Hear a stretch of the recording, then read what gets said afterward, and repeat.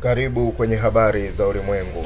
Urusi imeanza hatua mpya na nzito ya kuimarisha nguvu zake za kijeshi, hatua ambayo imeanza kuitikisa Ulaya na kuibua maswali mazito kuhusu mustakabali wa usalama wa bara hilo. Ripoti za kiintelijensia kutoka Ulaya Mashariki zinaonyesha wazi kuwa Moscow haijapunguza kasi ya maandalizi ya kijeshi, bali imeongeza uzalishaji wa silaha, wanajeshi na miundombinu ya kivita kwa kiwango kikubwa zaidi kuliko ilivyotarajiwa. Kwa mujibu wa taarifa za kiusalama, Urusi inaendelea kujijenga upya kijeshi kwa mkakati wa muda mrefu, si kwa ajili ya vita vya haraka tu, bali kwa malengo ya kubadilisha mizani ya nguvu barani Ulaya. Hii inamaanisha kuwa Kremlin inajiandaa kwa ushindani wa moja kwa moja na NATO na Umoja wa Mataifa katika miaka ijayo, hata kama hakuna shambulio la moja kwa moja linalotarajiwa kufanyika kwa sasa. Ujenzi huu wa kijeshi unajumuisha ongezeko la uzalishaji wa makombora,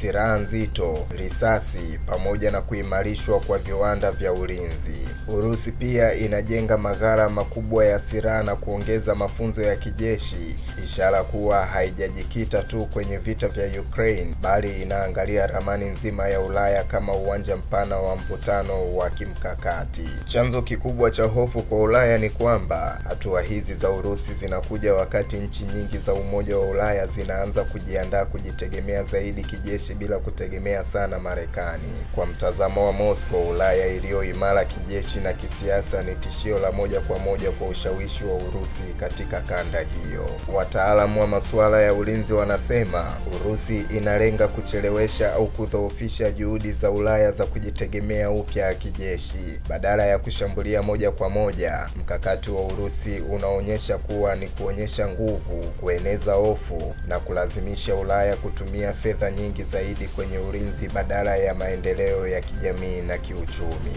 Hali hii inaathiri moja kwa moja siasa za ndani za nchi za Ulaya. Bajeti za ulinzi zinaongezeka, mijadala ya silaha inaongezeka bungeni, na wananchi wanaanza kujiuliza kama bara lao linaelekea katika wakati mpya wa mashindano ya kivita kama ilivyokuwa nyakati za vita baridi. Kwa NATO, ujenzi huu wa kijeshi wa Urusi ni ujumbe wa wazi. Ni ishara kwamba Urusi haioni tena muungano huo kama tishio la mbali, bali kama mpinzani wa moja kwa moja anayepaswa kukabiliwa kimkakati. Ndiyo maana mazoezi ya kijeshi ya NATO karibu na mipaka ya Urusi nayo yameongezeka, hali inayoongeza mvutano wa pande zote mbili.